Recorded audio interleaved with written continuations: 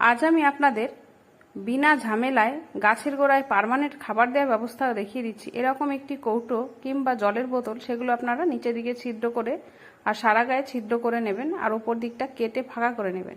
এবার যে প্ল্যান্টার বা লাউ গাছ কিংবা পুঁই গাছ, যে গাছে আপনারা দিতে চাইছেন, গাছের গোড়ার থেকে একটু দূরে আপনারা এভাবে মাটি সরিয়ে সেই বোতলটাকে বা কৌটোটাকে এভাবে দিয়ে দেবেন, মাটির নিচ দিয়ে মাটির নিচে দেবেন, আর ওপর দিকটা এরকম ফাঁকা থাকবে। এর মধ্যে এবার আপনারা যে ধরনের খাবারগুলো দেন, কিচেন ওয়েস্ট কম্পোস্ট, এরকম সবজির খোসা, ফলের খোসা, ফুল, এগুলো দিয়ে দেবেন। এখান থেকে যে খাবারটা তৈরি হবে, যে ছিদ্র দিয়ে মাটিতে কিন্তু পৌঁছে যাবে, আর এখান থেকে কিন্তু গাছ খাবার সংগ্রহ করবে। এর জন্য আপনাকে আলাদা করে খাবার দিতে হবে না, মাঝে মাঝে এর মধ্যে আপনারা জল দিয়ে দেবেন, তাহলে এই খাবারটা বেরিয়ে যাবে।